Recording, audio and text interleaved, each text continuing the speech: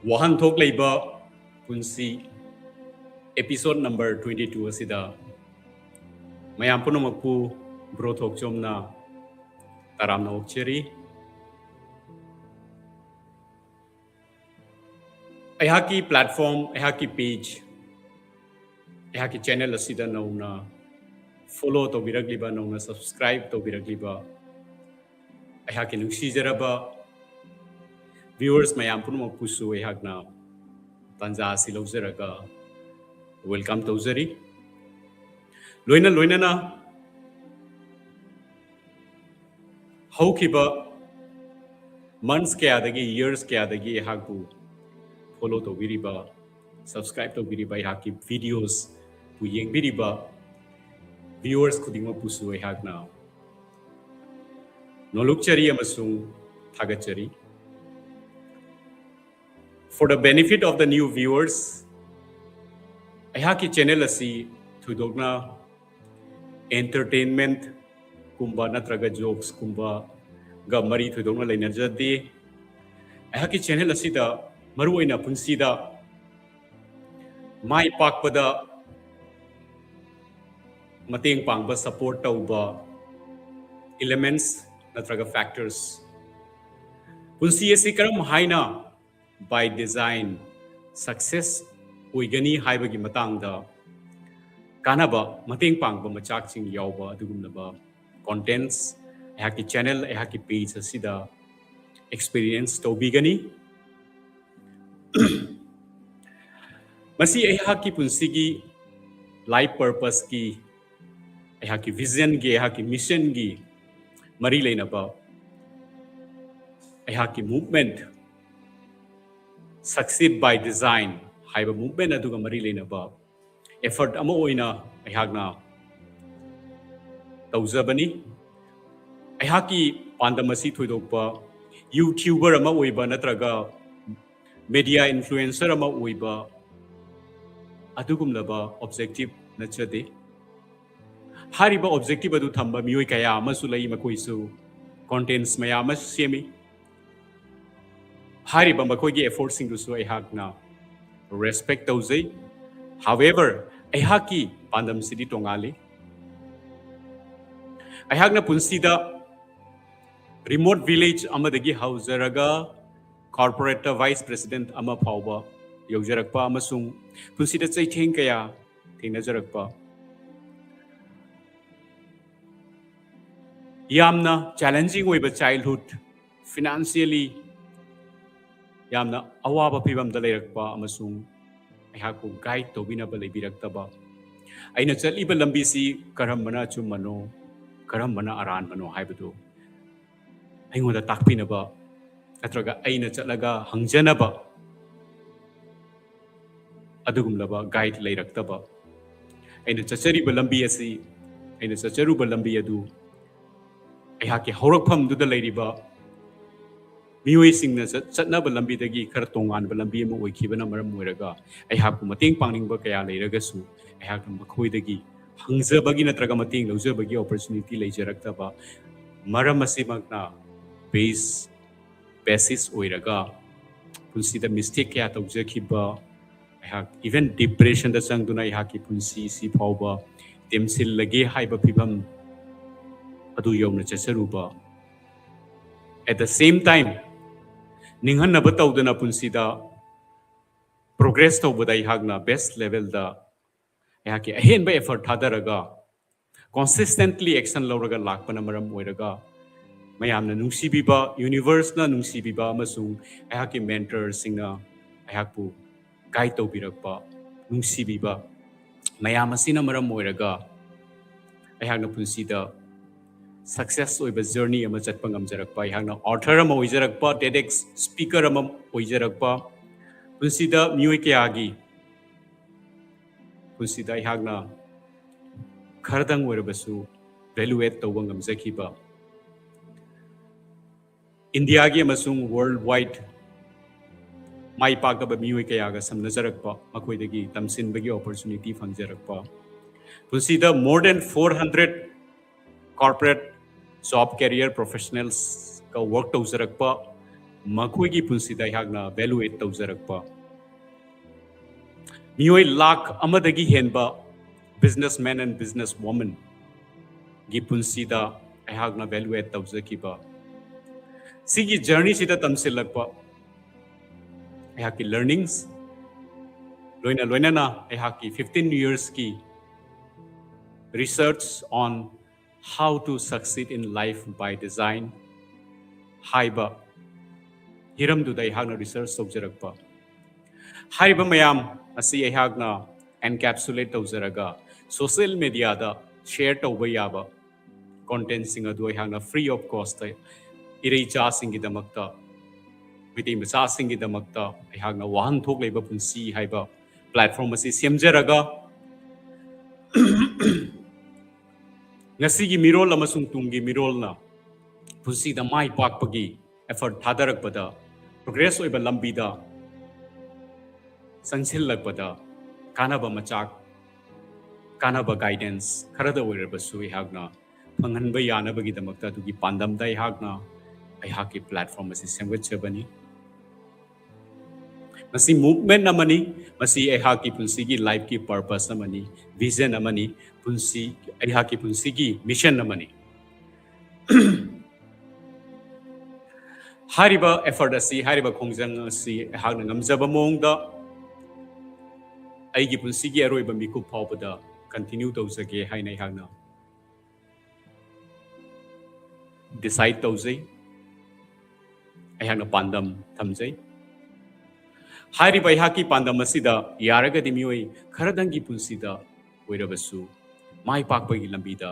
kanaba machak ma phanganba ngamlagadi aina tawjaruba effort aina thadajariba effort mayam sigi mahi yale haibado aihak khanjage haina aihakna khanjai hariba effort asida mayam gi nungsiba mayam gi support pinabira u haibase aihakna request samjari aihakna nolokna request tawjari already aihakna hoji phangjariba support inspiration encouragement motivation mayam asigi damakta mayambu Bro Thockchom na nolokna hanna thagachari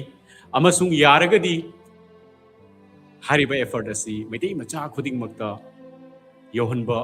ngamnaba honabada mayamgi mating nijari yaragadi haki channel natraga haki videos sigi information asi isana khangnaba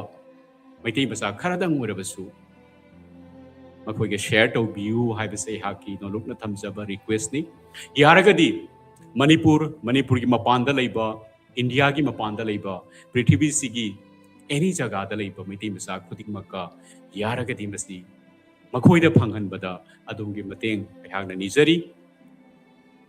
maramdi aihaki video sing si aihaki content sing si yengba matamda makhoigi punsida punsigi mai pakpagi lambida kanaba machak amatang oirabasu aihaki site gi bijanaba honajage haibase aihaki chamna amasung with lot of sincerity aihakna thamjaba pandam amani okay ngasi se aihakna thamjariba aihaki topic asi aihaki favorite topic ni haijage I am very excited to discuss about this topic youth singna ngasi gi naharol singna punsida mai pakpagi lambida chalakpada maithiriba se karigino maithibagi biggest reason se karino maithiba sidagi isana isabu kanjaraga mai pakpagi lambida turning point ama semjage hairagadi madugi secret karino hariba wafam sing asi hariba wahang sing asi ngasigi youth singi mama mapa wariba parents sing mioi khuding maki punsida tatana hangliba dugum laba wahang amani hariba wahang adugi paukum adu aihakna khangjaba mongda aihaki 30 years ki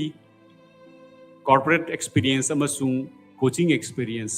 punsilaga 30 years ki experience aihaki research sagi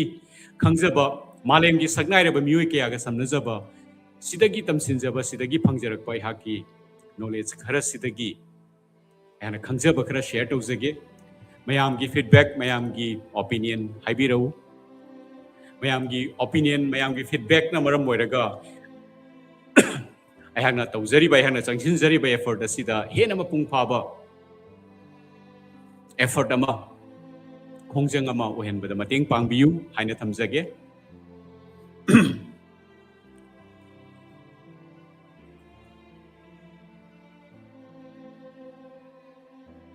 Second, PBU, I have a topic, a sigi matang day, just setting masam tang item jagesida. Give me just 1 second, okay?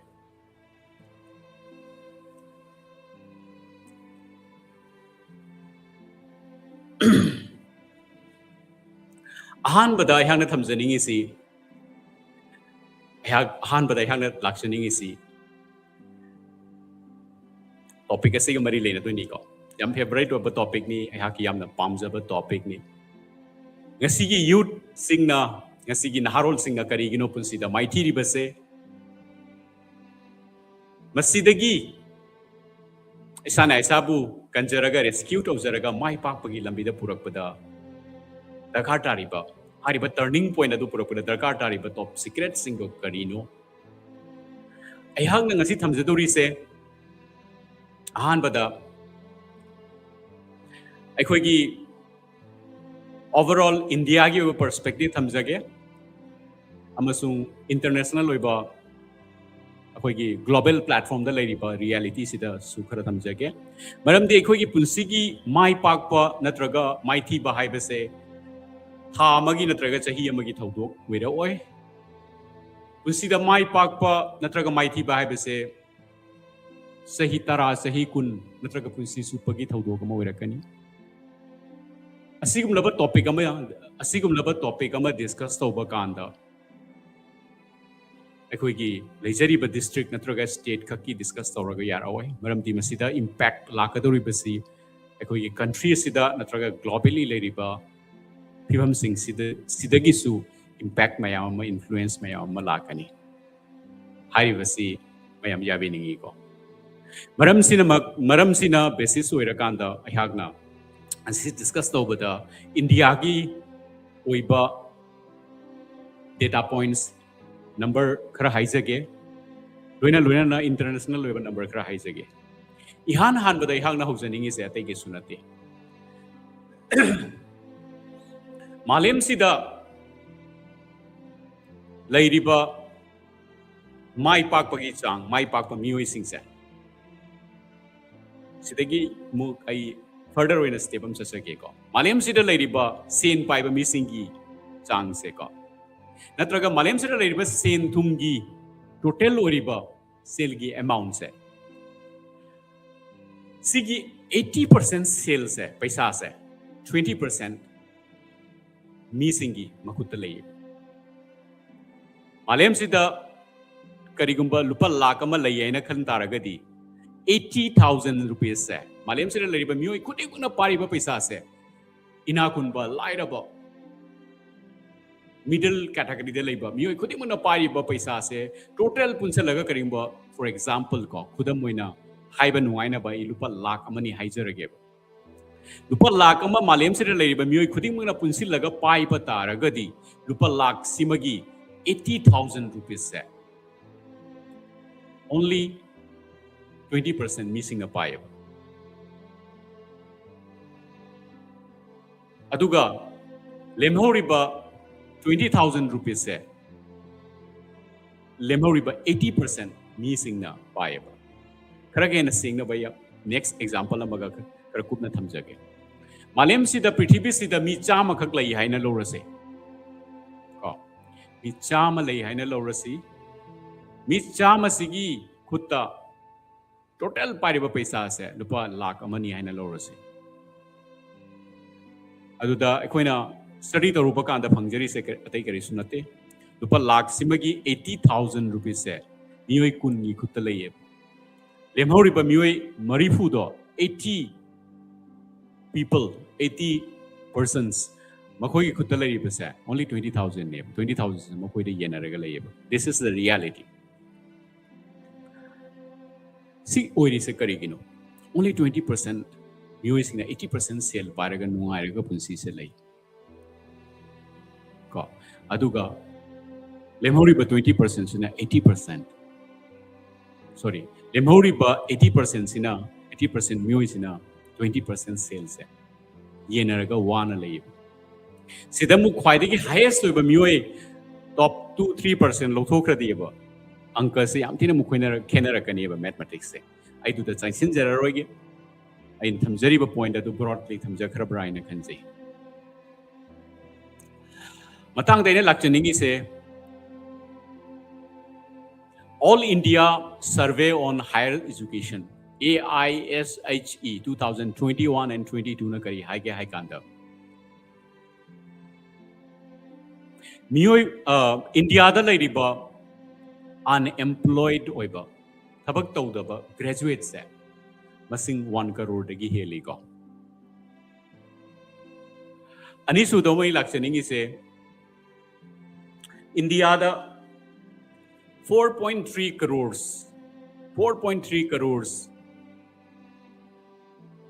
students singse moise sahi khuding ki graduate tawi around 4.3 crores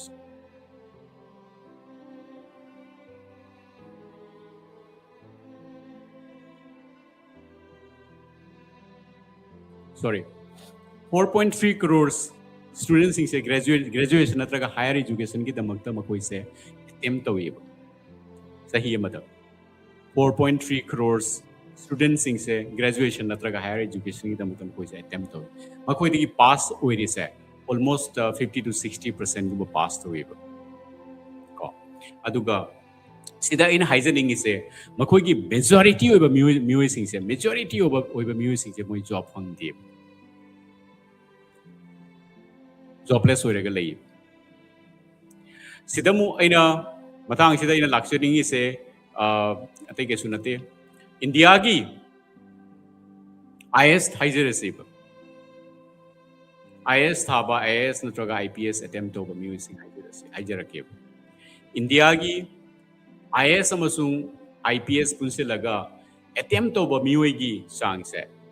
yam yame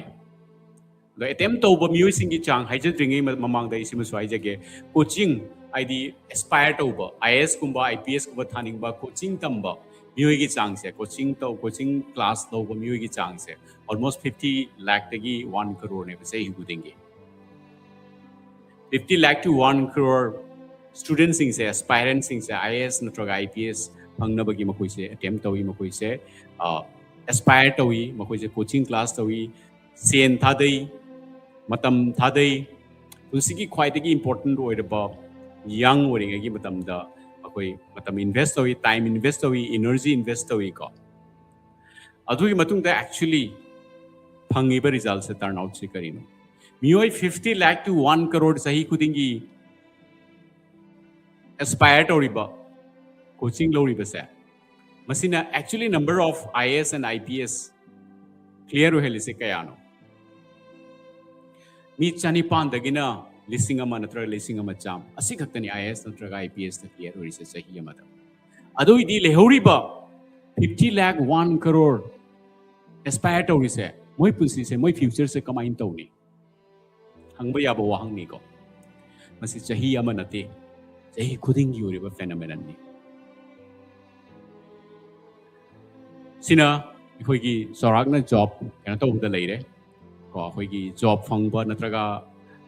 respected oiba respectable oiba job phangba gi matang da leire ade khoi gi corporate ta mo haije se haijaraki corporate ta hujikan se corporate ta ano bai thilamo ina ano bai ho mo ina job tanari maram di government gi job tagi corporate ki job na hena khoi gi city sing da di aspire to nari maybe because of the exposure, because of the salary, because of many other things they get. Adubu, operator su yingupakanda ko. First 5 years the almost 40 to 50% moise job thado ga chatle. Failure wave. Adagi maigi amarum da yingasi. Business ta. India da chahi amada mi kaya business tawi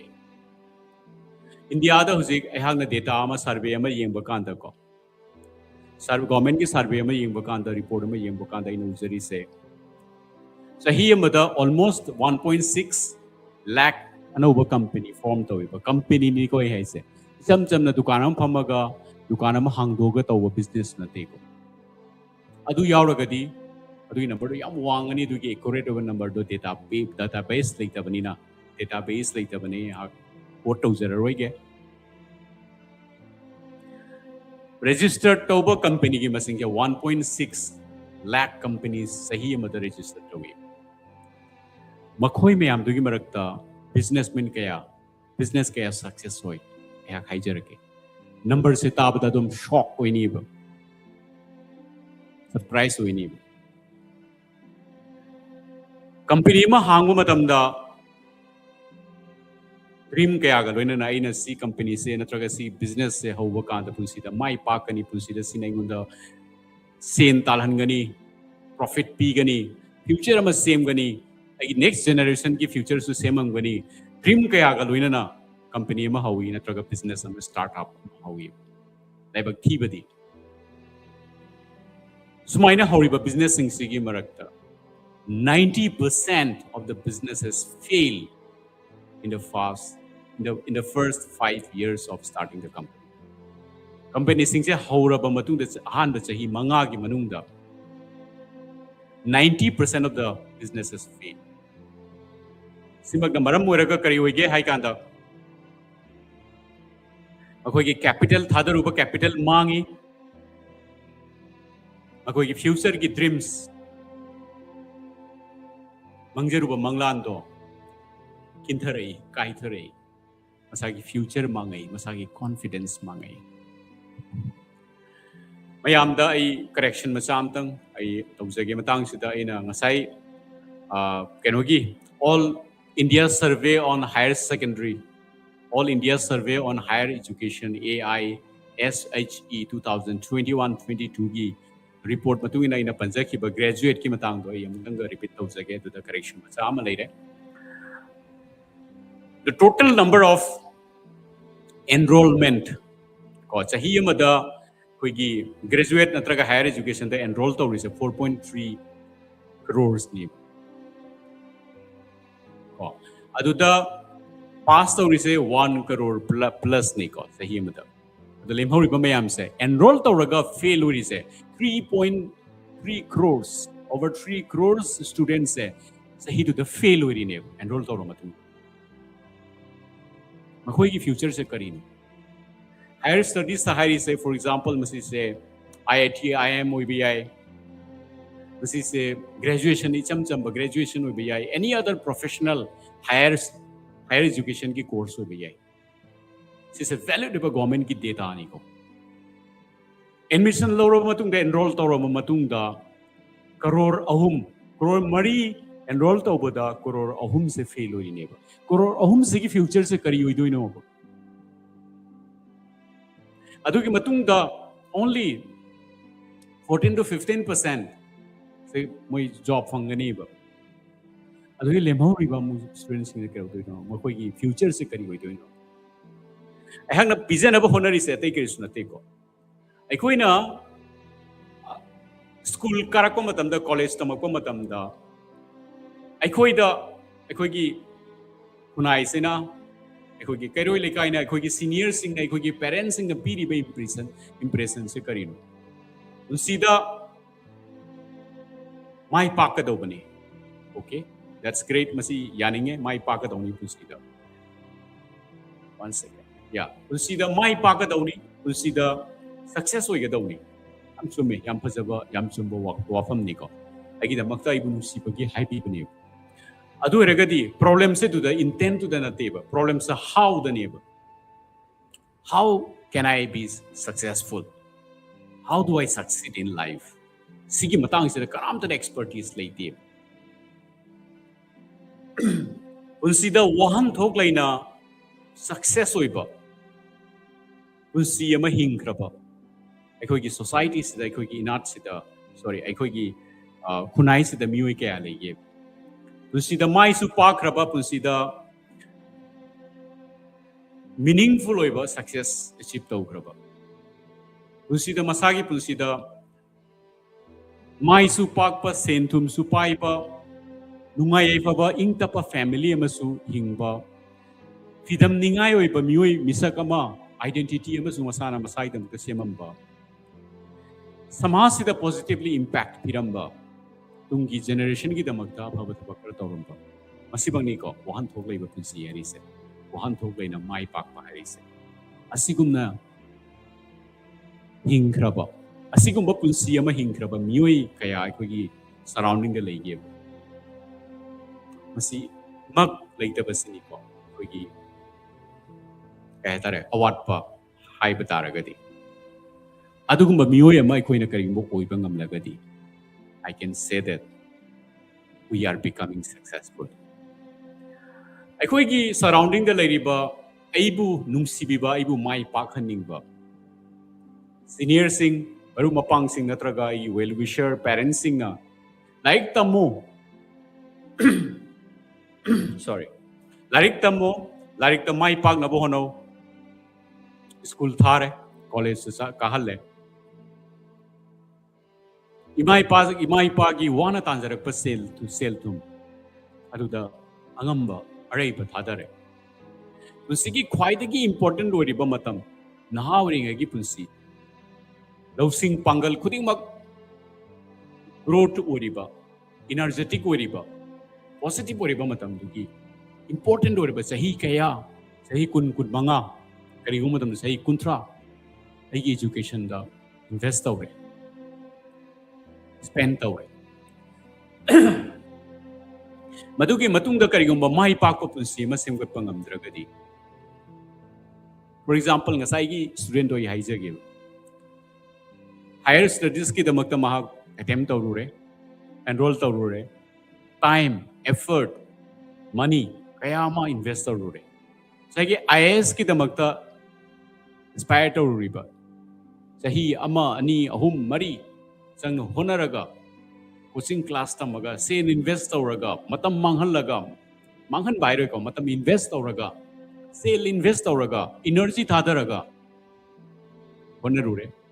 loisalakpuda mai pak thre adu eradi angang dugi punsi do angang dugi future do kai hoyoni angang si future se confusion hoiba confidence kairakpa punsi da mai pakla roidra ai punsi se fail oire ai punsi se loira bra hai badugum ro wahang kaya magi kokta lakani aina masi point out tawzari se ko yam important ninga sigi samas asida ngasigi khunai asida ekoigi irei bakta ekoigi country sida ekoigi state ta amasu globally si yam kanna burning issue ama oirakli badu question ama oirai maramdi hojik se koi we are going through changing time AI gi oiba matamni AI na maram oiraga amu business antraga job se am shaky oirai future se no gi higher speed change oirai koi na hingli ba mong business tawriba mong company run tawriba mong career the impact tawriba mong sahi amada million kaya job loss oiri worldwide ko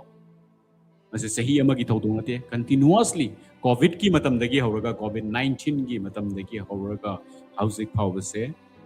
job loss to bagi sigi continuation se usi susatari AI na maram oraga no job kharadi create tawi loss oiri ba masing duga ano ba create tawi masing duga deficit lay at the same time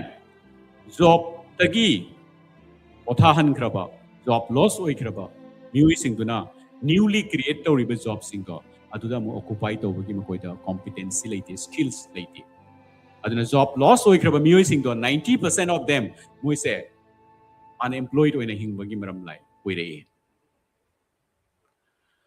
asigi matang sida ko hujiki oireba burning issue se nei nabagi yamna important oi ehana usaba ehana khangjaba point sing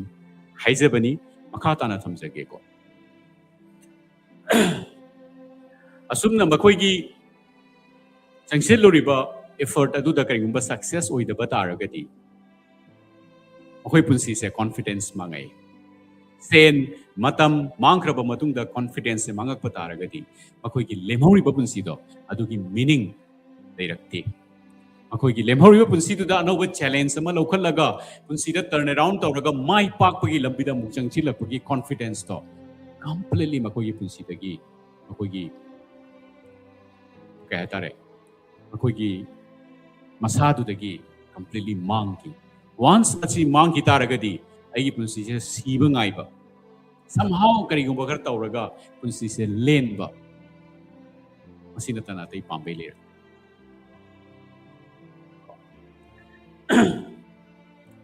ꯃꯁꯤꯗ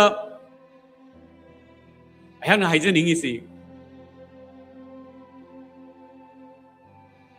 ꯃꯁꯤꯗ ꯑꯩꯍꯥꯛꯅ ꯍꯥꯏꯖꯅꯤꯡꯉꯤꯁꯤ ꯁꯤꯒꯤ ꯇ꯭ꯔꯦꯟꯁꯦ ꯁꯤꯒꯤ ꯄꯦꯇꯔꯟꯁꯦ ꯇ꯭ꯔꯦꯞ ꯑꯃ ꯑꯣꯏꯔꯦꯕ ꯑꯩꯈꯣꯏꯒꯤ ꯈꯨꯟꯅꯥꯏꯁꯤꯗ ꯑꯩꯈꯣꯏꯒꯤ ꯁꯣꯁꯥꯏꯇꯤꯁꯤꯗ ꯑꯩꯈꯣꯏꯒꯤ ꯂꯩꯕꯥꯛꯁꯤꯗ ꯃꯁꯤ ꯇ꯭ꯔꯦꯞ ꯑꯃ ꯑꯣꯏꯔꯦ ꯁꯤꯒꯤ ꯇ꯭ꯔꯦꯞꯁꯤꯗ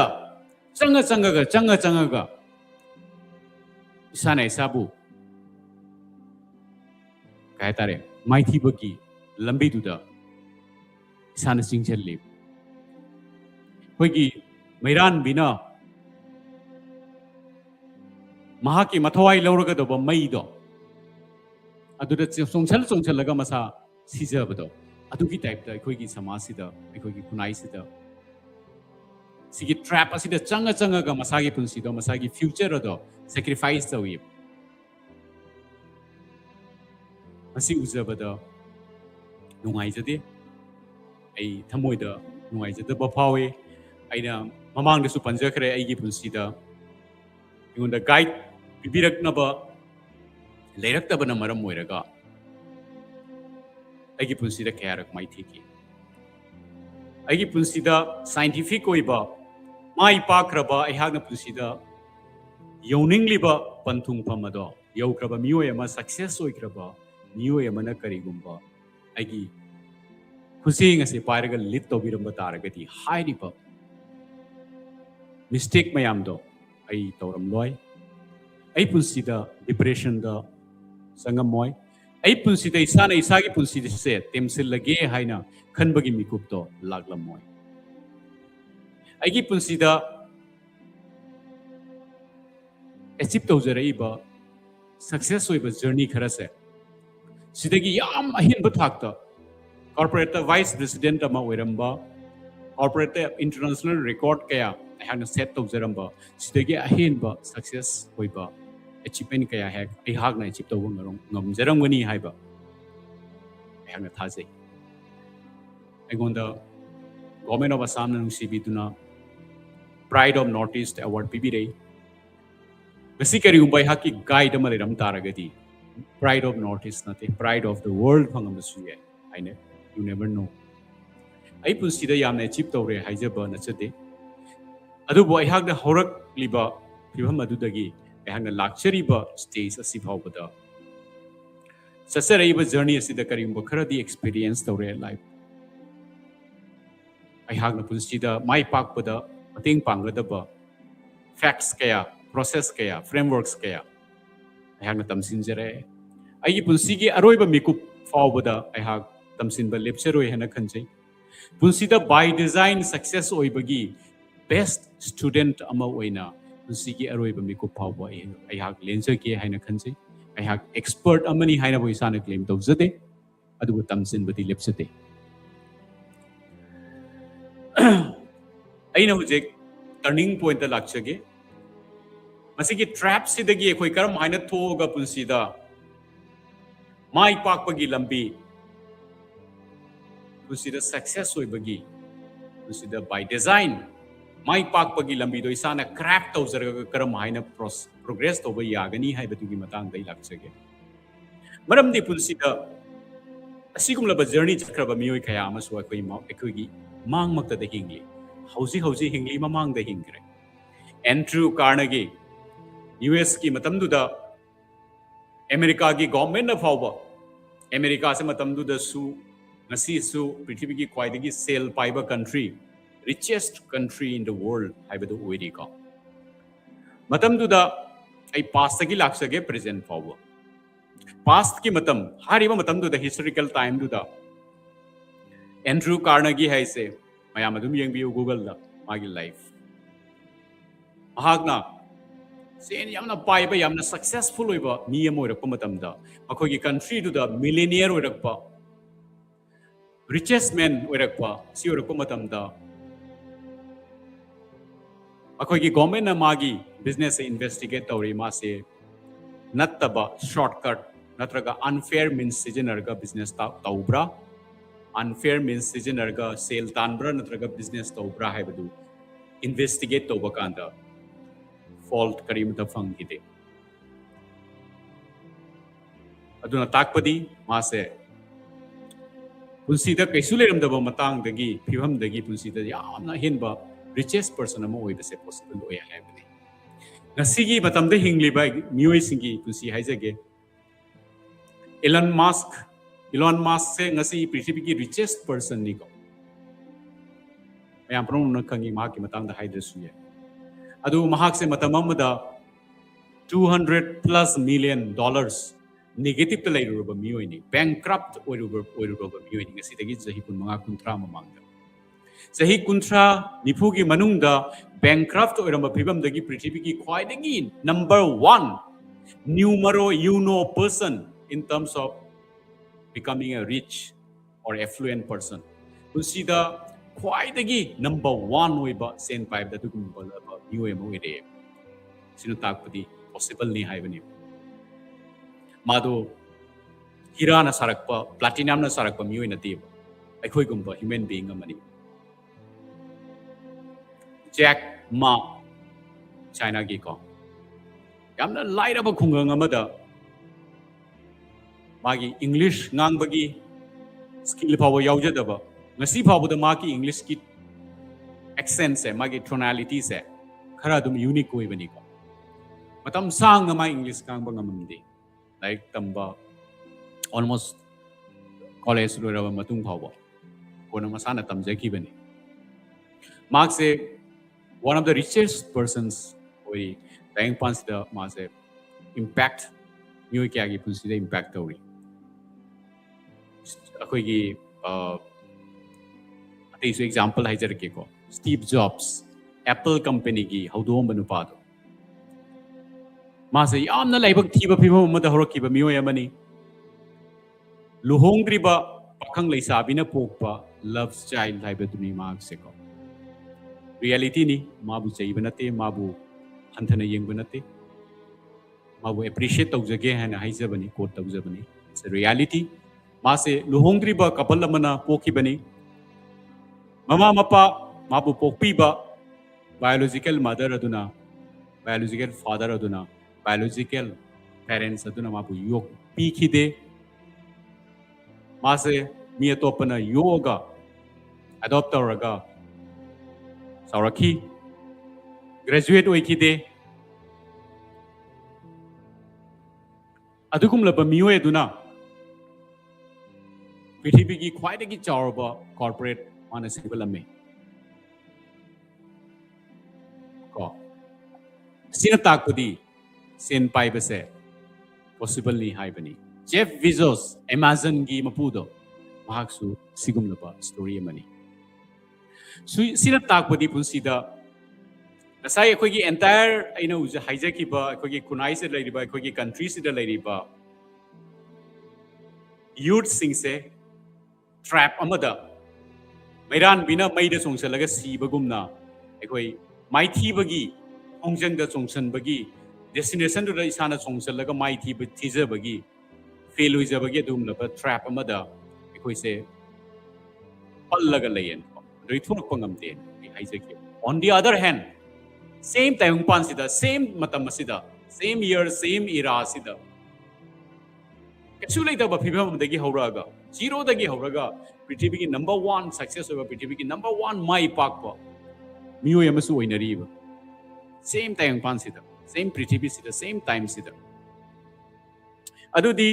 mai pakpagi successful oiba sure short formula ama soidana leiramni makoina toriba thabak singdo soidana achumba scientific oiba adugum laba process am oiramni ba moina punsi da follow toriba punsi hingbagi honabagi principle ado punsi da amukak success oibadi matang tangkak amakakta success over by chance ni haiba yaiba masi maraibak phaba ni haiba yaiba. For example, angang amana class amakakta topper orakpa taragadi ko maraibak pharudana tan chanarudana mangna khangjaba posingdo wahangwina lakpadagi chanarudana oibni haiba yaiba. Adubu class after class sahi khudingi class khuding magta mana topper orakpa taragadi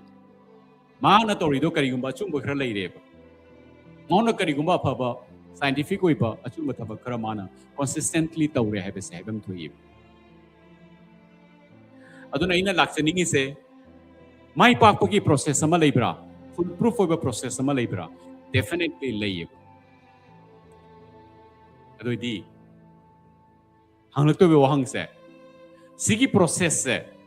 kanadagi tamgani Keroi lekai da leiba aibu nungsiba aibu phahaningba masagi punsidi mai pak kitaba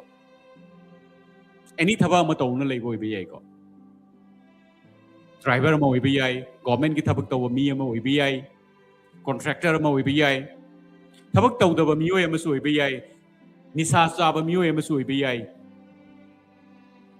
amak pa makhal ki business taw mi oi ma su ibe yai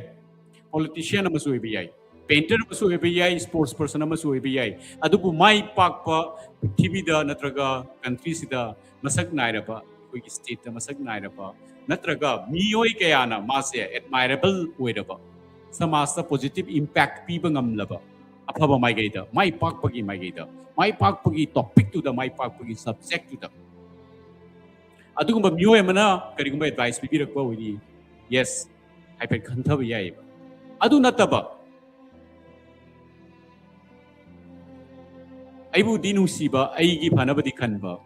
keroi lekai yamba natraga aibu aigi well wisher amana hita hairaga adugi process salati pusida aisu magumna dum moirakani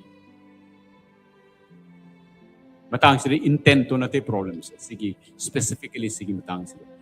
matang sida important ode se aina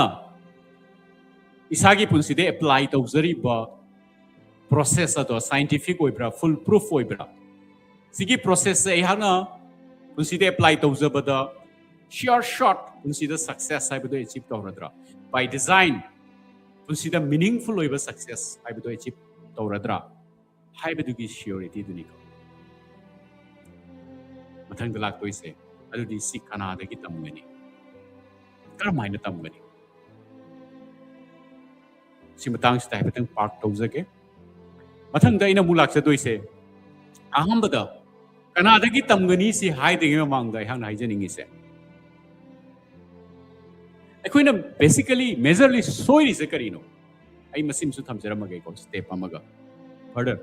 step amaga makha satharaga thamjara mage. Mayam loiba phawa yengminasi yamni interesting oiba enu select pata powerful oiba interest haijage. Mayam karigumba naham oibi taragadi student ama oibi taragadi career haugalakpa miyo emo oibi taragadi business tawbining ba natraga business tawbidi ba miyo emo oiba taragadi natraga adumgi relative natraga adumgi icha hariba miyo singse oiba taragadi asigi video ase yengbiu loiba pawa yengminasi sidagi laukhatningai oiba macha kharato isu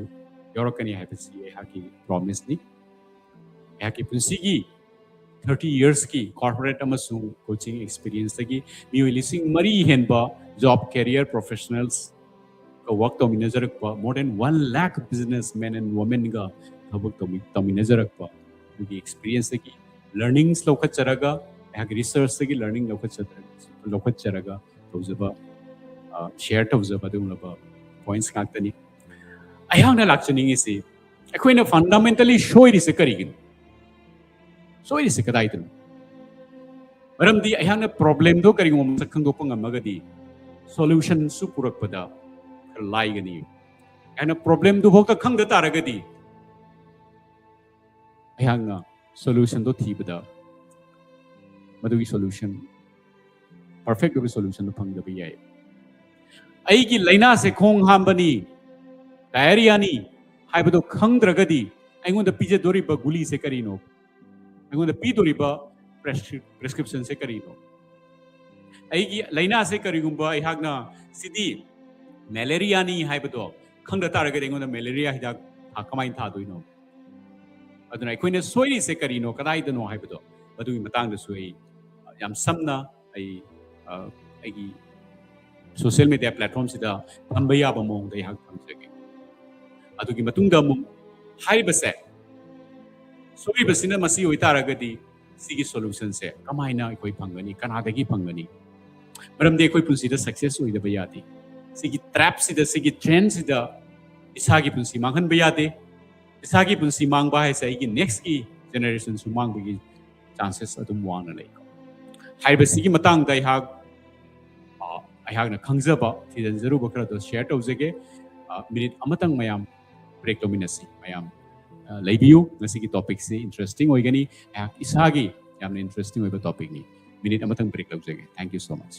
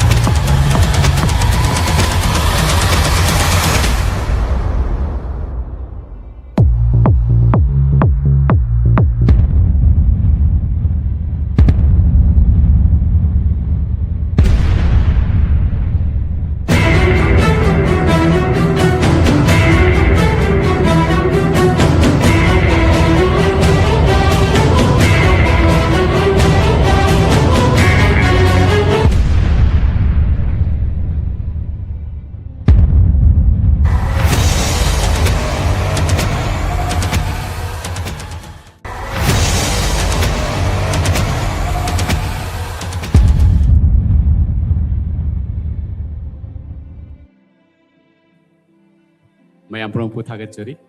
Welcome back after the break. Welcome back after the break. Hosik, I had a lot of the $1 million question, the big question. Where are we going wrong? Kung so ini sekadai dino. Laina sekarino. Matang istay wapam mama, asay panjaki wapam mama. Ay sa yam tuna, ay remind to zage. Asay hang na hijaki. Madudi 50 to 1 crore, 50 lakh to 1 crore. Students singse IS natraga IPS sana wigi dam test aspire to you. Siga thadari ba matam siga thadari ba sale. Siga thadari ba effort. Only me listening amakak pass to wigi dam ta. At least 50-60% pass to wigi dam. Somehow we understand the receiver. See the 1% who not treva. 0.001% name. Kadai degi 60 lakh 1 crore so the leasing amaka IS IPS pangi. See posa ay petang khantabi ko. Am so ba koi gi kok si dai koi gi mind si da. Khanthani ngai ba topic ama ai koi gi kok ta lak ni ko si khalu ba matam. Adu de koi na IS IPS se oi ba si phai hai na khalaga. Mi kaya ki punsi no koi na mang is young aspirant kaya gi punsi no koi na mangalis. High pay thadi high ba music sing do makoi na IS na traga IPS ki damakta makoi na dream to ri ba do aran ba dream ni hai ba achum ba mangla na te makoi na mangi do ani su ba mo ye haija ke ko graduation ki damakta larik tamba phai nasai na hangja haijari do larik tamadi punsi da mai pa kani na graduation natraga higher studies ki damakta 4.3 crore enroll tawiba pass kya tawi 1 crore 3 crore do 1 crore khaktuna mai pa ngabidam to honari mai pa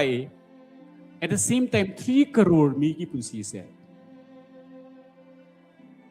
mangeba fail way ba si sahi ama khak nate sahi khudingi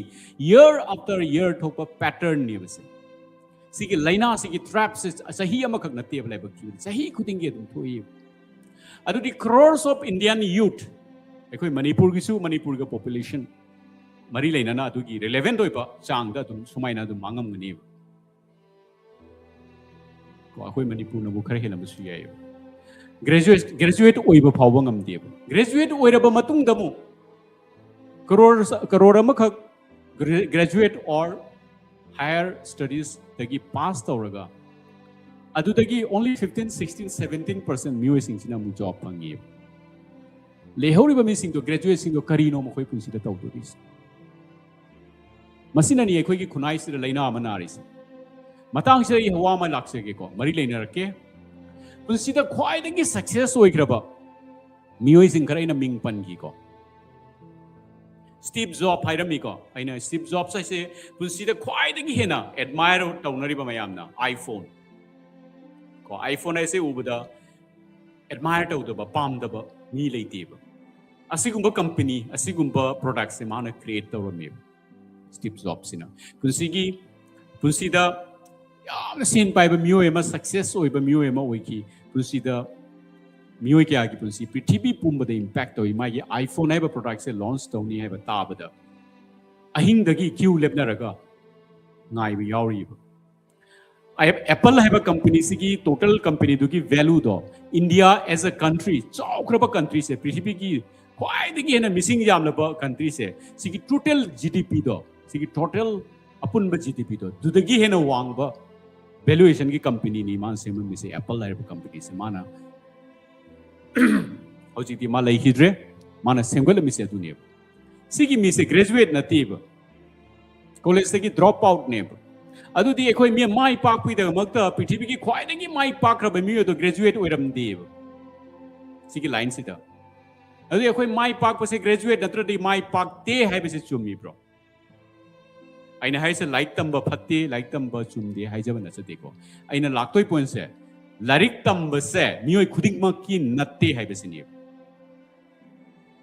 स्वाइसे दे पाक तो जखिगे मथंग गमोय हाक लाक्सगे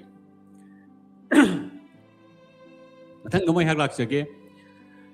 IAS officer ओइबा खक्तना पुंसी the my पाक पनतीब IPS officer ओइबा खक्ना पुंसी the my पाक पनतीब yes IAS officer ओइबा फै IPS ओइबा फै पुंसी the secretary chief secretary को ओइरकपा all India level की secretary को रखपा याम फै अदो मी पुनो मकी नती मी अकक्नब खरगिनी आइने लाक्से दोय पॉइंट से तै किछु नती ताइबंग पान सिदा लैरिबा मियोय खुदिंग मक्से यूनिक कोइबा पर्सन गक्तनी ताइबंग मपुना महौसा नाइ खोइदा अहेन ब गिफ्ट मियोय ताइबंग पान से लैरिबा 8.5 बिलियन मी मयाम सिदगी ख्वाइदगी अहेन ब तोंगान ब थोइदोक हेंदोक प टैलेंट गिफ्ट अमा इंगोंदा पीरगा थारै मियोय खुदिंग मक्ता मांगोंदा पीरिबा गिफ्ट तो मी अतोपदा पीरकते फॉर एग्जांपल ब्रो थोकचोम नसी इंगोंदा टैलेंट खर पीरामगनी गिफ्ट खर पीरई सिगी गिफ्ट से अतोप मी अमदा आइगा मानाना पीरकते येंगबिरिबा मियोय खुदिंग मक्ता सु इसा इसादा गिफ्ट अमखक टैलेंट अमखक पीरई दुगी टैलेंट तो मी अतोपदा पिरक्ते ताइबंग पानसिदा अदुगी टैलेंट तो इसागा सखंग नजबा अदुगी गिफ्ट तो इसागा सखंग नजबा ngamlaba adugi gift tuga mari leinaba line da ihagna punsigi matam paisa effort sikarigumba ihagna thadaraga honajaraba miyoy ado taibang pansida legend tama oibada kanana su tingba ngamoy ay amuka panjage ko aingonda mahausana pithorakliba gifted talent gift ado talent ado aihakna tasing na scientific oiba process amagi mating lozaraga isaga sakhang najaraba ngamjaraba amasung hairiba gift natraga talent aduga mari leinaba field amada sector amada profession amada aihaki leijariba matam cell amasung energy karingba thadaraga honaba taragadi aihak se taibang pansida world sida legend dama oibada kanana su thingba ngamoy hairiba mawong ase hariba process ase ehangna karigumba naha oringagi punsidagi horaga invest tawjaba ngamlagadi aigi punsigi whole life se hariba area du da hariba sector hariba field du da karigumba thada jaba ngamagadi aigi punsida legend oibada kanana su thingba ngamloi. On the other hand maigi amaromda mu yengba kanda aiga sungsa chana daba fil lamada aingonda ahenba thaki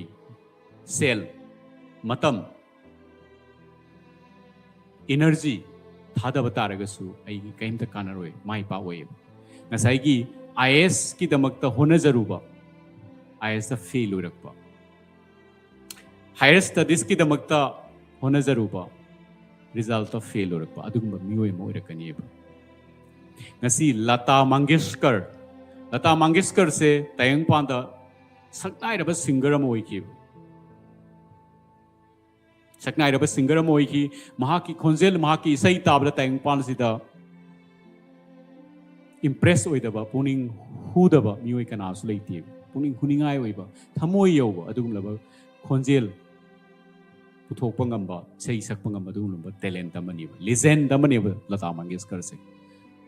maunda IS officer ama oi waina kanna magi mama pano hona halamba taragadi pusida maithiramba yaye kanna honarga chahi ahu mari honare attempt tawre fail ore amuka mo attempt tawre fail ore amuka mo attempt tawre fail ore punsi se kanadre na give up tawraga somehow siba ngai bagi aya bakra tawsalaga matam lenba natana magi punsi do atopa sakam amata oiramoi adu ngasi mahak se legend moina tayong panda hingammi adu magi gifted talent to ga chana ru baini ehogi pikna su pikna ehogi state ta Mirabai Chanu se kari gumba mangonda IAS officer IPS officer am gidamakta kanna hona waina kanna mangonda effort hadala menkalasi magi mai pana ngamjaba matam ngamjaba sale tum wana honaraga mai punsida failure ba yae adubu ekhoi state ki damakta ekhoi Leiba ki damakta pride oiba sagnai raba sports person ma oigire Olympics tagi mas medal win tawrakre already magi tungdasu journey lady I wish her all the very best tungda mahaki sidagi ahenba level da mai pak direction wa have say haki prayer ne haki wish ni ayang thamjaning li se aikhoi punamaki punsida ahan ba darkar tari se isana isabu masak khangjaba haibagi artadi haibagi meaning di aingonda pithorei ba gun se karino ai se kanano haibase mase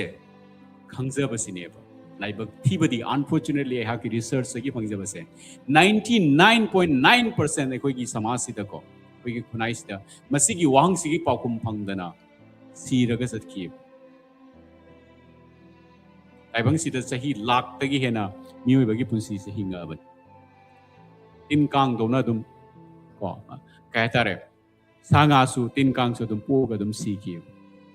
ekoi mioi bade hen ba talent piraga thara bani adu eragasu hen ba talent hen ba opportunities kaya piraga thara bani mioi kharadi adugi opportunities to sizinaraga punsida legend ama oiraga si adugu 99.9% ti adu sizinadana poklabanina adum khara hingamaga adum sibai type to see major reason se sineba anbada masagi talent se karino masagi gifted talent se karino masa se kanano isane isabu masak khangjataba asigumba pusi mahingi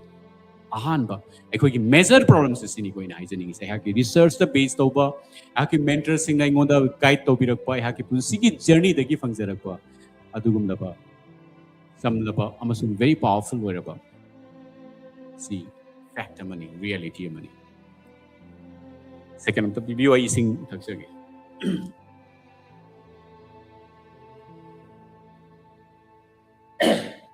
but good news is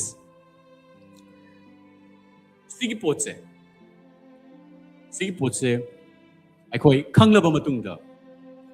ꯑꯩꯈꯣꯏꯗ ꯇꯧꯗꯣꯔꯤꯕ ꯊꯕꯛꯁꯦ ꯏꯁꯥꯁꯦ ꯑꯩꯁꯦ ꯀꯅꯥꯅꯣ ꯍꯥꯏꯕꯁꯦ ꯊꯤꯖꯤꯟꯕ ꯍꯧꯕ ꯗꯔꯀꯥꯔ ꯇꯥꯔꯦ ꯑꯍꯥꯟꯕꯗ ꯑꯩꯁꯦ ꯀꯅꯥꯅꯣ ꯑꯩꯉꯣꯟꯗ ꯄꯤꯔꯝꯃꯤꯕ ꯒꯤꯐꯇꯦꯠ ꯇꯦꯂꯦꯟꯁꯦ ꯄ꯭ꯔꯨꯚꯦꯟ ꯑꯣꯏꯕ ꯃꯑꯣꯡꯗ ꯃꯥꯟꯕ ꯅꯠꯇꯕ ꯑꯦꯁ ꯑꯩꯗꯤ ꯁꯤ ꯍꯩꯅꯩ ꯑꯩꯗꯤ ꯁꯤ ꯁꯥꯟꯅꯕꯁꯦ ꯍꯩꯅꯩꯗꯨꯅ ꯑꯩꯉꯣꯟꯗ ꯄꯤꯊꯣꯛꯏꯁꯦ ꯁꯤ ꯁꯥꯟꯅꯕꯁꯦ ꯑꯣꯏꯔꯝꯕꯅꯤꯍꯦ ꯁꯤꯒꯤ ꯄ꯭ꯔꯣꯁꯦꯁꯁꯦ ꯅꯠꯇꯦ ꯑꯩꯁꯦ ꯂꯥꯏꯔꯤꯛꯇ ꯑꯦꯛꯖꯥꯝꯗ ꯈꯔ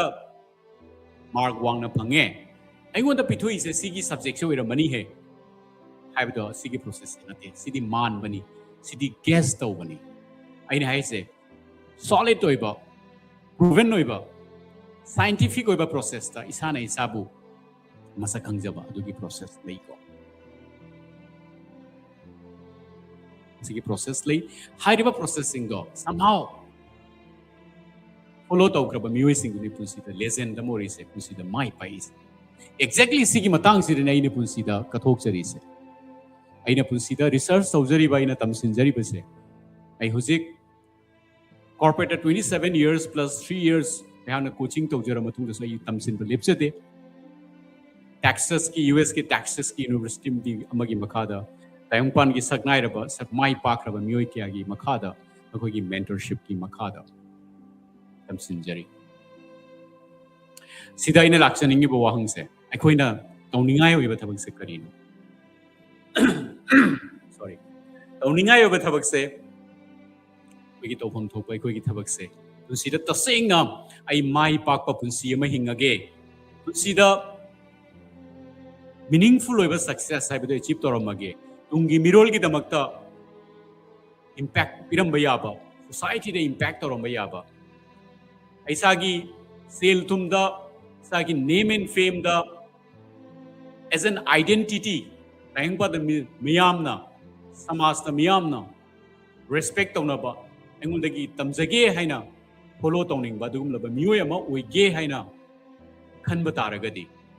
serious oiba taragadi aina haijari base unatana taminas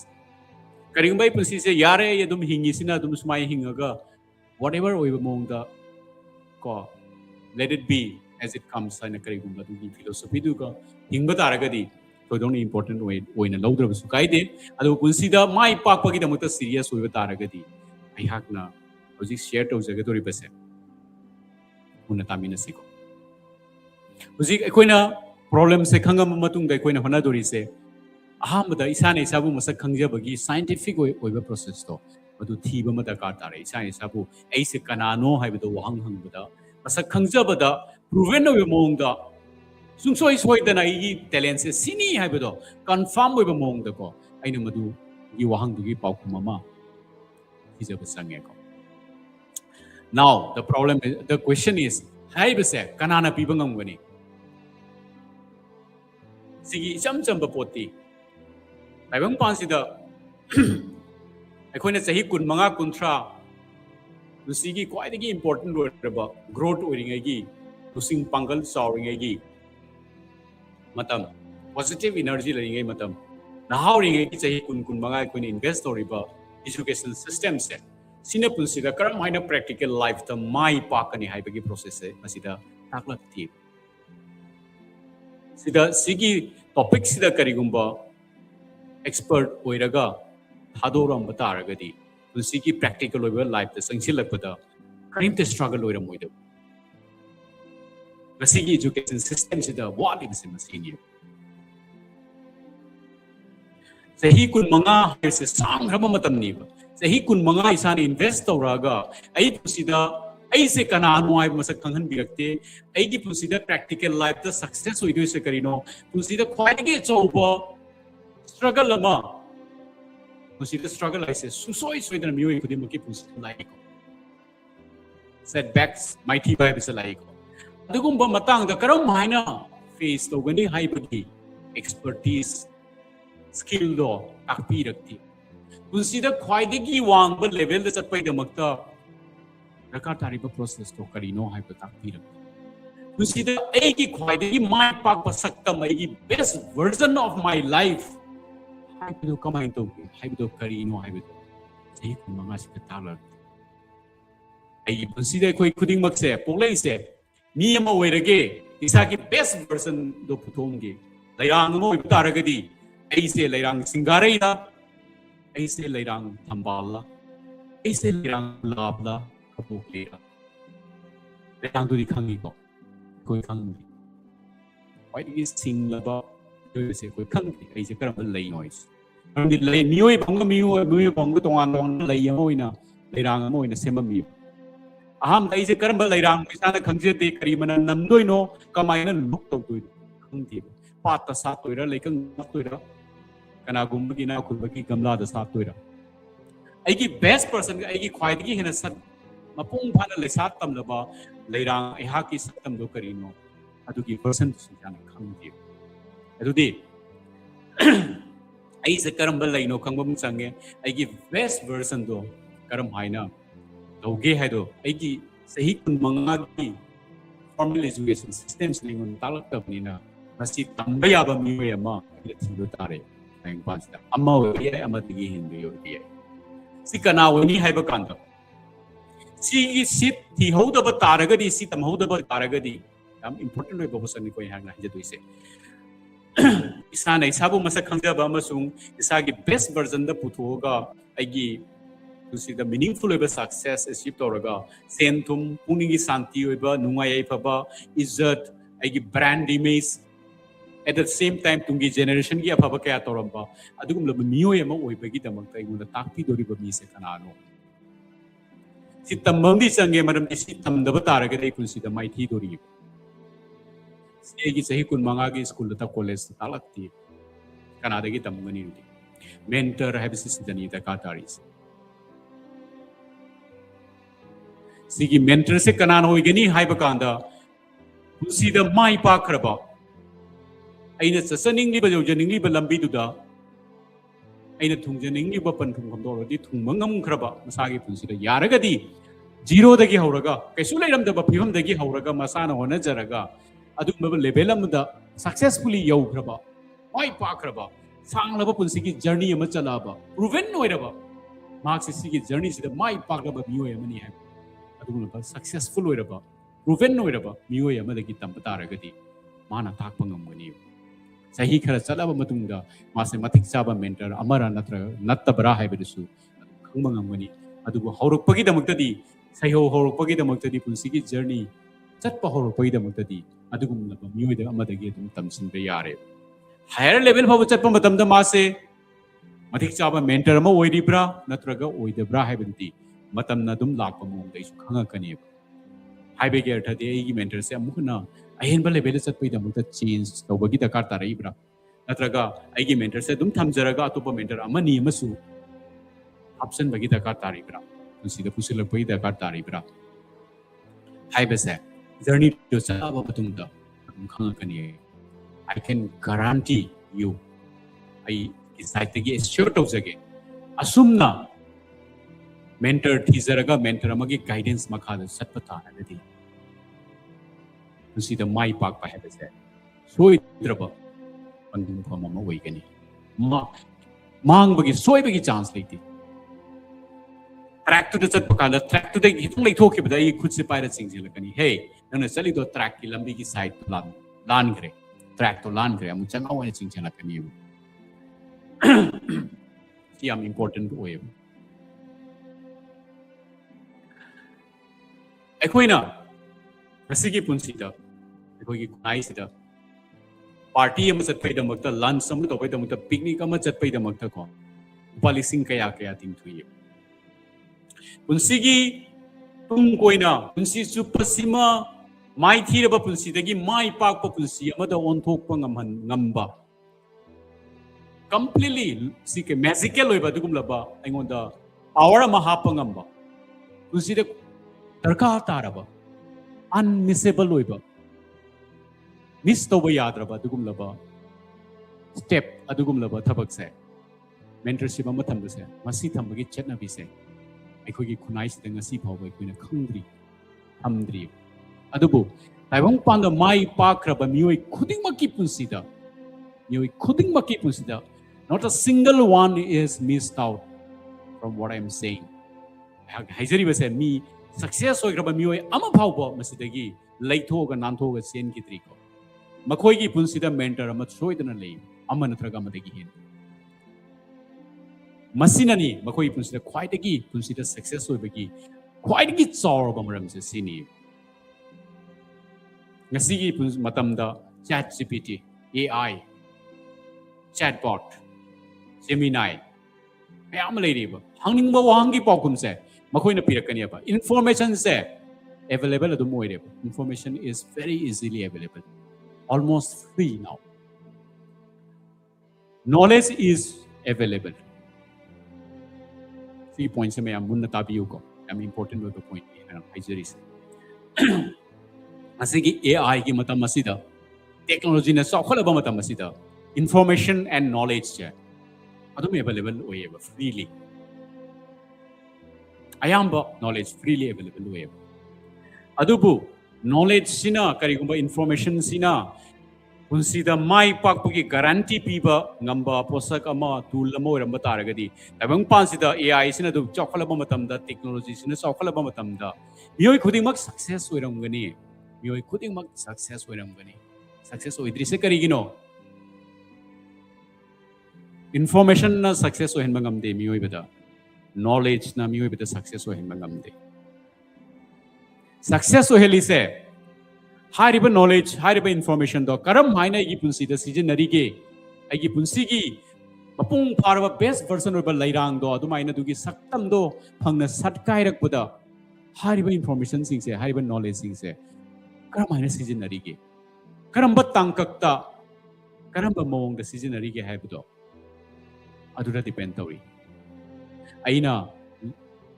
failure ama aina experience of matamda information singse aigi time pansira leriba tools name se kamai sisinarige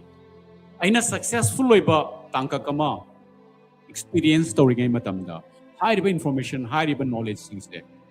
karam haina ihangna sisinarige aduda depend tawi masi se laibak thibade ekhoi gi generation sigi mamangi generation da ekhoi gi kunai sida sigi level the study toba sigi deeper level da experience laikraba adugumlaba meaningful oiba successful oikraba meaningful oiba success achieve taukraba legend leiraktabana maram oiraga leiraktabana maram oiraga leikhidabana maram oiraga sigi how to haibase sigi awatpa ama koi kunai sile koi gi kunai khakta entire world sida sigi awatpa malai but sigi prithvi sida same amam angal prithvi hoi numi kudingi sun moon thaja numit uriba nusina sorhon jiliba ising thaiba diet sariba sinjak sariba miyoi ba hariba jati se sigi marak sida su how to hariba sigi process se achumba mong implement tawi success oiri Elon Musk Jeff Bezos Jack Ma Mukesh Ambani Adani miyoi mayam leiriba makoi punamaki punsida makoi gi mentors aina uji lakchaningi se makoi se millions of dollars crore kaya makoi gi mentor da invest tawi guidance lobot maramdi masina ni makoi punsida aikoi mayam dagi tongal halise mai thiraba punsi mayam dagi tongan ba saktam ama lauraga mai pakpa ahenba level da mai pakpa becoming a person who is achieving extraordinary success in their lives adugum laba makhalgi jiba ma miyoiba ma oiba ngamise rest of the world dagi tongalaga adugum tongan ba makhangi legend oiba miyoy ma oiba ngamise sigi difference ni ladies ina hijaning is mentor ma laiba taragati mentor aduna lambi do taklakani sum soirakpa matamda he nang soire na chum lambi de chingchelakani koi tayang pan sida khwaidi khangma biso dum fail way ayam adum yengbiu ko satra oring pusida yamna bright oiba student kaya fail oiba yarong sagi laikai sagi state sagi district ye yengbiu do ꯌꯥꯝꯅ ꯇꯦꯂꯦꯟꯇꯦꯗ ꯑꯣꯏꯕ ꯃꯤꯑꯣꯏ ꯀꯌꯥ ꯄꯨꯟꯁꯤꯗ ꯃꯥꯏꯊꯤꯕ ꯑꯗꯨꯝ ꯎꯕꯤꯔꯝꯒꯅꯤ at the ꯁꯦꯝ time ꯀꯌꯥꯗꯤ ꯇꯦꯂꯦꯟꯇꯦꯗ ꯑꯣꯏꯗꯕ ꯑꯗꯨ ꯄꯨꯟꯁꯤꯗ ꯑꯗꯨꯝ ꯅꯨꯡꯉꯥꯏꯕ ꯄꯨꯟꯁꯤ ꯍꯤꯡꯕ ꯃꯤꯁꯨ ꯊꯦꯡꯅꯔꯝꯒꯅꯤ ꯁꯤꯅꯁꯨ ꯄ꯭ꯔꯨꯐ ꯇꯧꯏꯗꯨꯗꯤ ꯅꯣꯂꯦꯖ ꯈꯛꯇꯅ ꯄꯨꯟꯁꯤꯗ ꯁꯛꯁꯦꯁ ꯑꯣꯏꯗꯦ ꯍꯥꯏꯕꯁꯦ ꯍꯥꯎ ꯇꯨ ꯍꯥꯏꯕꯁꯤ ꯗꯔꯀꯥꯔ ꯂꯩ ꯍꯥꯎ ꯇꯨ ꯁꯤꯗ ꯑꯃꯨꯛ ꯌꯥꯝꯅ ꯐꯨꯜ ꯄ꯭ꯔꯨꯐ ꯑꯣꯏꯕ ꯁꯛꯁꯦꯁ ꯑꯦꯆꯤꯞ ꯇꯧꯒꯦ ꯍꯥꯏꯕ ꯐꯨꯜ ꯄ꯭ꯔꯨꯐ ꯑꯣꯏꯕ ꯂꯝꯕꯤ ꯆꯠꯄ ꯇꯥꯔꯒꯗꯤ ꯃꯦꯟꯇꯔꯁꯤꯞꯀꯤ ꯗꯔꯀꯥꯔ ꯂꯩ ꯁꯤꯗ ꯏꯟꯚꯦꯁ ꯇꯧꯕꯒꯤ ꯗꯔꯀꯥꯔ ꯂꯩ ꯁꯤꯗ ꯌꯥꯝꯅ ꯏꯟꯚꯦꯁ ꯇꯧꯔꯗꯤ ꯑꯍꯦꯟꯕ ꯂꯦꯚꯦꯜꯗ ꯁꯛꯁꯦꯁ ꯑꯣꯏꯒꯅꯤ ꯑꯗꯨꯕꯨ ꯑꯩꯈꯣꯏ ꯁꯃꯥꯖꯁꯤꯗ ꯑꯩꯈꯣꯏꯒꯤ ꯈꯨꯟꯅꯥꯏꯁꯤꯗ ꯁꯤꯒꯤ ꯃꯦꯟꯇꯔꯁꯤꯞ ꯊꯝꯕꯒꯤ ꯍꯦꯕꯤꯠꯁꯦ ꯉꯁꯤꯐꯥꯎꯗ ꯊꯣꯏꯗꯣꯛꯅ ꯆꯠꯅꯗ꯭ꯔꯤ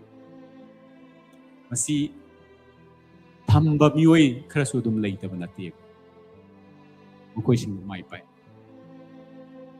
ꯑꯩ ꯏꯁꯥꯒꯤ ꯄꯨꯟꯁꯤꯗ ꯏꯁꯥꯅ ꯁꯤꯒꯤ ꯄꯣꯠꯁꯦ ꯈꯤꯇꯪ ꯊꯦꯡꯅꯗꯤ ꯈꯪꯈꯤ ꯑꯗꯨꯕꯨ ꯁꯤ ꯈꯪꯉꯛꯄ ꯃꯇꯝꯗꯒꯤ ꯑꯩ ꯑꯗꯨꯝ ꯃꯦꯟꯇꯔ ꯑꯃ ꯏꯁꯥꯅ ꯊꯝꯖꯔꯤ ꯍꯧꯖꯤꯛꯁꯨ ꯊꯝꯖꯔꯤ ꯁꯤꯒꯤ ꯃꯦꯖꯤꯛꯇꯤ ꯌꯥꯝ ꯆꯥꯎꯈ꯭ꯔꯦ ꯑꯩꯅ ꯀꯣꯔꯄꯣꯔꯦꯠꯇ ꯋꯥꯔꯜड ꯔꯦꯀꯣꯔꯗ ꯁꯦꯠ ꯇꯧꯖꯈꯤ ꯉꯁꯤ ꯐꯥꯎꯕ ꯔꯦꯀꯣꯔꯗꯇꯣ ꯀꯥꯏꯗ꯭ꯔꯤ ꯆꯍꯤ 9ꯒꯤ ꯃꯅꯨꯡꯗ ꯄ꯭ꯔꯣꯃꯣꯁꯟ 6 ꯐꯪꯕꯒꯤ ꯔꯦꯀꯣꯔꯗ इंटरनेशनल कॉर्पोरेट असिबो काइद्री चाही अमदा कॉर्पोरेट प्रमोशन अनि पीबे यादे कंपनी की रूल्स मतुंगिना रूल्स थुगाइरगा चाही अमदा प्रमोशन अनि पिरखी अदुबा रिकॉर्ड लेजरी आई हमने अचीव तौरेन खंजते को अइना हाइजरे से एटै के सुनते अइना हौरकफम अइगे हौरकफम दुदगे अइना हौगचरागा ससरैब लंबी मते खरसे सम तुसीदा anything is possible haiba adugi laiwa adugi proverb ado adugi wakhalona do proof tawra haina isana thaje sinai ngonda confidence upi asi adum tayang pa sida sagnare ba mioi khasingda idum coaching pijare ai adum ming panjaroi ge yamna aigi website ta changbiu www.broThockchom.com broThockchom की spelling से कना गुम्बम नहीं गोंदा comment PP रही मासु थोकचोम नी मागी थोकचोम सिदा चुमलिब्रा की थोकचोम सिना चुमलिब्रा हाइबदी की मतंग द आई हाइजे गे की थोकचोम की स्पेलिंग से सोइबनी मयाम नै नरिबो थोकचोम दुदगी खर तोंगाले से आई की सर्टिफिकेट ता दुम सोरक पदगी आइना चेंज तौखिदबा अदुम थमजखरबा अदुना bro Thokchom the BROTHOCKCHOM broThockchom.com www.broThockchom.com दा चंगबीरगा येंबियु अदुरसु एग्जांपल खरखक आइना उच्चबनी को आइना तुलसीदा अखोइगी करियर टर्न अराउंड तौरकपदा बिजनेस टर्न अराउंड तौरकपदा मतेंग पांगजखिबा मियोइ खरगी मिंग अदुम आइदुदा अखोइगी आइडेंटिटी का लोइना उच्चबनी सैंपल खरा खगनी को यहां हाइजखिबदुनी 4000 दगी हेदबा कॉर्पोरेट प्रोफेशनल्स का यहां वर्क तौजरे more than 1 lakh businessmen and women के थबक तौजरे अदो आइना पंजखिबा खरा दो दुम खरा कहतारे जूनियर लेवल की मियोइ गाक्तनी हमना सीनियर लेवल द माई पाखरबा मियोइ सिंग द सोइ हाक मेंटरशिप इजखरे अदो सिकी जर्नी सिदा यहां गदम कंटिन्यू तौजके पुंसिकी अरोइबा मिकु फावबदा मियोबगी पुंसीदा वाहनथोक लेना सक्सेस अचीव तौबदा अहाना खंगजबा खरा शेयर तौजगे पुंसीगी अरोइबा मिकु फावबदा अहाक तमसिनबसु लेप्सरोइगे हाइबसे यहाकी मिशन अमनी यहाकी विजन अमनी यहाकी लाइफ की पर्पस अमनी सिगी प्लेटफॉर्म वाहनथोक लेबा पुंसी हरिबा प्लेटफॉर्म से सोशल मीडिया दा अहाना शेयर तौबा यादबा पुसक मयाम लई सोशल मीडिया दा अहाना शेयर तौबा याबा पुसक खरदी सिदा अहाना शेयर तौजरी अदुबु अकुप्पा मोंगदा पुंसीदा मसागी गिफ्टेड टैलेंट असि करिनो हाइबा साइंटिफिक प्रोसेस अहाना पुंसीदा अहाकी एक्सपीरियंस अगे अहाकी रिसर्च अगे अहाकी मेंटरसिंग दगी तमजरकपा प्रूवन नोइबा अदुलबा प्रोसेस अतो अहाक ताकचै एट द सेम टाइम हारिबा गिफ्टेड टैलेंट अदो सिजिनरगा अहाकी पुंसीगी फ्यूचर असि अगी फ्यूचर की सक्सेस आइदो कमाइन तौगे Sai mapung phana satkai raba best version of my flower, unique flower do adu kamain toge. Aigi success ki version se karino, saktam se karino. Aigi life ki vision, mission, aigi purpose se kari to ko oibam thoe. Adugi master plan blueprint se karino. At the same time, high blueprint ado, I punsi best person ado. Karam haine chip to guni haiba. Step by step, kusam maga, and guide to the bagi process. And coaching PJ India, amusu India gi mapan they have clients in Nigeria. Anduna, karigumba high process ado da. Have a work. Obiningba, Kanagumba, to see the success of the serious over www.broThockchom, sorry, www.brothockchom.com. The Sankiraga have it studied of you, Yaragadi registered Tobiro, and Kangzaba, share town by Yaki site, you Hunazage. Maramdi, Haki Punsigi, purpose Samawina, 10 million people in this world. I'd like to touch their lives. I'd like to touch the lives of 10 million people before I die and help them achieve success by design in line with their gifted talent. Punsi da haki aroiba recoup adu jorokti game among the mioi lak taragi punsi da mahaki gifted talent aduga mai leinaba lambi aduda meaningful of success achieve to boda I have now. I think Pangjeram Bahai say Haki Punsi mission namani. Hariba mission asida. I have worked over lipsade. See Haki social media da sigum laba contents kaya share to video to Zeri Basisu. Adugi part amani. Mayamadum Mayamgi views tambiro, Mayamgi suggestions tambiro. Mayamgi nushiba support motivation tambiro, Mayamgi blessings of tambiro, and Kanjari boy haki, Samjaraba, vision asida, mission asida, my park pangamjaba. Yaragadi, haki channel, haki videos, Mayam si, Meitei Misa, Adom the Kangaba Meitei Misa singer share to you. Malem Sida Leiba Meitei Misa, Kuding Makta, Yaragadi haki videos and say, Johan Janingi. Hakan Thazai, the Misassinga, Sigum Laba videos, Sigum Laba contents, Asi Ying Jabba, Ying Biba Tamda, Makogi success ki journey da Punsigi, my park Pagilambida, Kanaba Mating, Masak, Masam to Erbasu, Uigadra, Mating with Regasu, Makogi Punsigi, my park Pagilambida, Makogi, Wakaldu the Makogi, Koku the Kantaning Ayaba. Moment amatang wisu sina create to gadra haipu ahage te phazabani to request amana ahage videos yengbiri ba ko lakhs and lakhs of viewers mayama lady I'm so grateful to them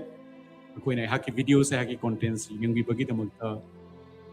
ahag nongkhai leitana nungai ba fauze amasung ahage thamoi dagi nolokna thagat chai tawbatabu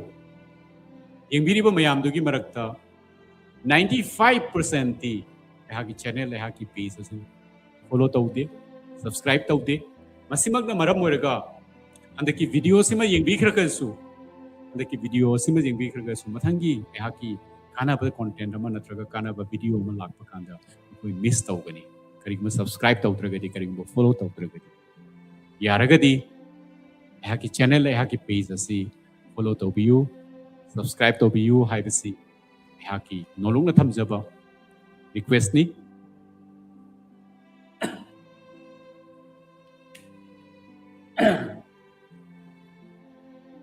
Haki videos asida, Haki video, Haki live asida. Comments kaya su adum lagpi, Hambirei, Haki videos, whatever, reels, live shows, the comments, kaya adum pibirei, kana ba comments atu idam kasu, thagat say, sige live shows ida, kana gumana, comment pibira ko leraga dinga si address of zeraroge, matangi numina mada, tongana ilap seraga, comment tausage, nga sige show si actually Facebook hak nate, Facebook, YouTube ke channel anida su simultaneously chal, maram aduna ai platform amakakta changjaraga reply tawjabadu ngasi tawjararoi adugi damakta mayam ngakpi gani mayam live ta yengbibagi damakta broThockchom na nolukna thagatchari loisin ringai mamangda ngasi gi show asi loidingi mamangda mayam punamakta hangna wish tawjari ekhoi punamak mai pakpa wahanthok leina mai pakpa punsi ama hingnaba honasi ngasigi naharol ngasigi youth ngasigi mirol tungi mirol khudik magna aikoina tayong pansida lakpada leiram liba phibam dudagi better oiba one step better oiba dugum loba punsi ama hinglamba amasung tungi generation gi damakta kanaba pusida mai pakpagi para amatang oirabasu makoida tambiramba sagi punsi su mai pakna hingba wahanthok leina mai pakpa punsi ma hingba adugum loba punsi ma hingnaba honasi at the same time hingba ngamnaba honoraba matungda tayang panasida let us make this world a better place to live haibadu thamjaraga mayam puno pu thagachari live yengbiraba mioi khudimok pu thagachari amasung tungda yengbirkadaba mioi khudimok pu thagachari masi haijaraga broThockchom na ngasigi oina ngasigi so wahanthok leiba punsi episode number 22 haibase loisinjana ba yathang nijari thank you bye bye take care and be successful thank you so much